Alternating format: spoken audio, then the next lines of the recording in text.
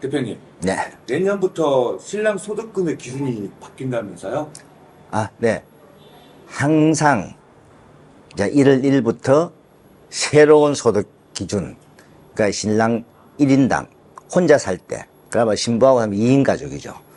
그러면 부모님을 한 번 모시고 있다, 그러면 신부까지 하면 3인 가정, 이렇게 기준이 있어요. 그 금액이 이제 해마다 최저 생계비 해갖고 이제 금액이 이제 정해지는데, 이제 2025년도 소득 금액 기준 금액이 이제 며칠 전에 발표가 됐어요. 근데 이제 항상 그 해마다 금액이 이제 조금씩 인상이 되는데, 보통 한 해당 한 70만 원 정도 인상이 됐어요. 근데 올해는 의외적으로 150만 원 인상이 돼 버렸어. 2배가 됐네. 물가가 그만큼 올랐단 말인지 뭔지 모르지만, 그래서 이제 그 금액을 제가 이제 발표를 좀 해드리려고, 자, 신랑 혼자 살 경우에, 그러면 와이프 갔을 때 2인 가족이 되잖아요. 그 2인 가족 기준 금액이 최저 2,359만 5천 원. 그러니까 약 2,360만 원이 넘어야 비자 신청할 자격이 된다.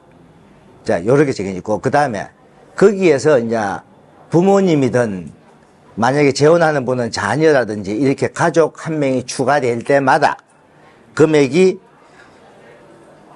554만 원씩 플러스가 돼야 돼요. 만약에 신부하고 둘이 살 경우 뭐지만은 부모님 두 분을 모신다 하면 554만 원 곱하기 1을 더 해야 되고, 자녀가 있다 더 해야 되고. 근데 이제 만약에 이제 그렇게 해서 소득을 충족을 못하는 수가 있잖아요. 특히 사업하시는 분들, 이런 분들은 공제를 많이 시켜버리기 때문에, 그때는 그 비자 신청한 무렵에 본인 외에 다른 가족을 잠시 주민등록을 딴 데 옮겨요. 잠시 옮겼다가 주민등록을 발급하고 나서 다시 살짝 돌아와도 현재 주민등록상에 있는 가족으로 하는 거니까, 그 정도로 그렇게 약간은 서류 그렇게 만들어도 큰 문제는 없습니다. 그 다음에 이제 한 가지 더 이렇게 아셔야 될 게, 이제 올 초에부터 원래 일했던 사람들 있잖아요. 직장을 만약에 작년 말부터 다니거나 이렇게 전에 세무사가 발급하는 근로자 원청징수 확인서는 인정을 안 해줬어요. 그래서 이제 했는데, 올 봄에 세무서에서 발급하던, 우리가 연말정산 끝나고 나면, 이제 1월 말에 연말정산 끝나면 2월 달 되면 세무서에서 근로자 원청징수 영수증이라는 걸 발급을 해요. 그거는 올 봄에 좀 인정을 해줬거든요. 그래서 이제 지금 시점쯤 되면은 1월 말에 연말정산을 하기 때문에, 이제 회사 근무한 지 1년 정도밖에 안 되신 분들, 1년 반밖에 안 되신 분들 있잖아요. 그런 분들이 이제 비자 신청을 하려고 연말정산 끝나고 나면 할 수 있나 하고 지금 많이 생각을 할 거예요. 저한테도 지금 문의가 오신 분들도 몇 분 있었는데, 자, 정확하게 지금 영사관에 제가 확인했습니다. 근로자 원청징수 영수증 세무서에서 발급하는 것도 안 된답니다. 그러면 소득금액 증명원에 나와야 된다, 무조건. 그러면 언제 나오느냐? 직장 다니시는 분은 내년 5월 1일이 지나야 2024년도 소득금액 증명원이 나와요. 그래서 그때 밖에 할 수 없다. 그러면 1월달에 연말정산하고 2월달쯤 가능할 수도 있었잖아요. 근데 2월, 3월, 4월 결국은 안 된다. 그래서 무조건 이제 소득금액 증명서에 나타나는 것만 하겠다 이거예요. 근데 세무서에서 발급하는 것도 연말정산에 있으면 실제 수입인데, 옛날에 세무사가 발급한다 하면은 가라가 있을 수 있겠죠. 근데 세무서가 발급하는 걸 원래 인정해줘야 되는데, 요즘은 어떻게 된 게, 이놈의 영사관에서는 무조건 소득금액 증명서만 인정한다. 그러니까 실질적으로, 자, 지금 요즘 비자 신청하는 사람들이 원래 우리가 그 비자 신청 기준에 과거 1년간 소득을 증명하라거든요. 그러면 지금부터 과거 1년 하면 실질적으로 원래 소득이잖아요. 근데 영사관에서는 작년 2023년도 소득으로 한단 말이에요. 응?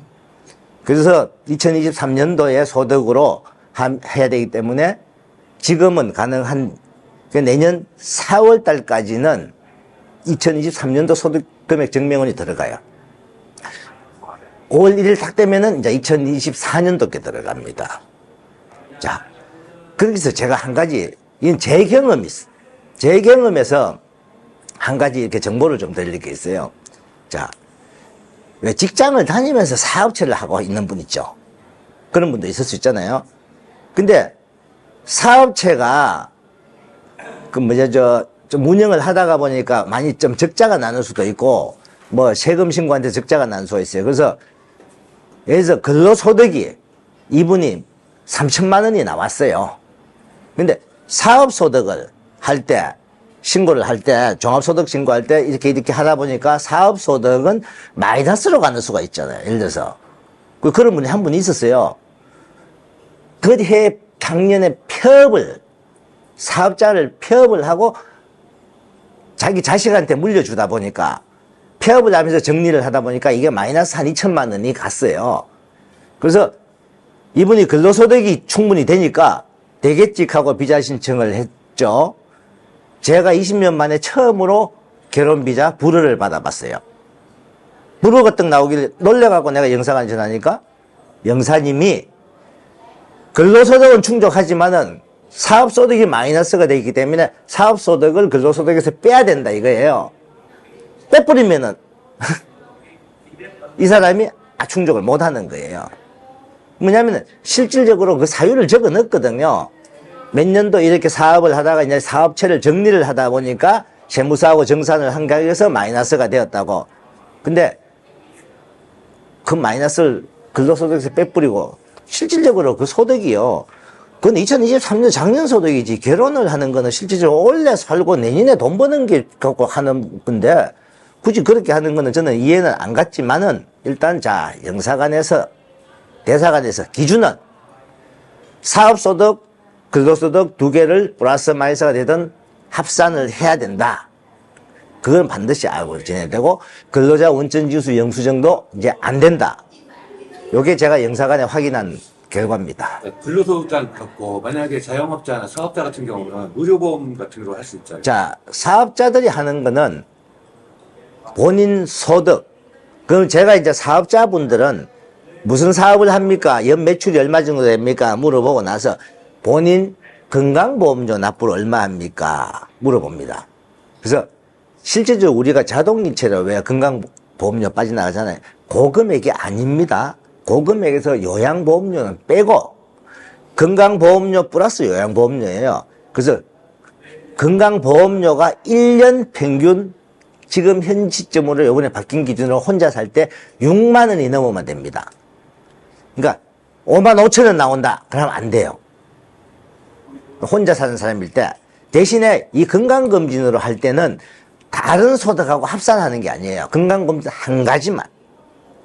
그래서 이제 오늘도 어떤 분이 상담을 왔어요. 뭐 이제 본인이 이제 신부하고 결혼을 진행 중인데 자기가 이제 비자 수리 관계 때문에 하길래 이분이 화물 4.5톤 카고 그걸 하고 있는데 이제 한지 1년 정도 됐답니다.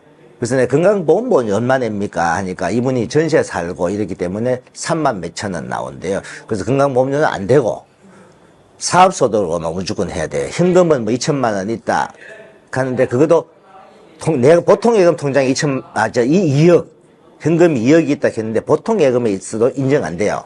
정기 예탁을 시켜놔야 인정이 되고 그리고 이분이 내년 5월 달에 종합소득세 신고하잖아요.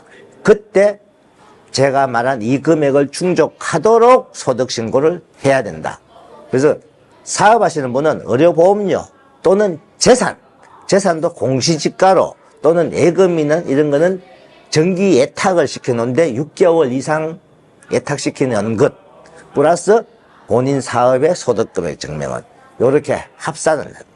그런 방법이 있습니다. 그렇기 때문에 사업하시는 분들은 미리 준비를 좀 해야 됩니다. 뭐 월급 받는 사람은 준비를 할 수가 없잖아요. 자기가 월급 수입 자체가 그대로 세금 신고니까. 사업하시는 분들은 종합소득 신고할 때 좀 세금을 더 내더라도 소득 금액을 좀 올려서 신고를 하도록 그렇게 하면은 충분히 가능합니다. 근데 뭐 사업도 본인 명의로 하는 게 아니고 남의 명의로 해버리면 안 돼요.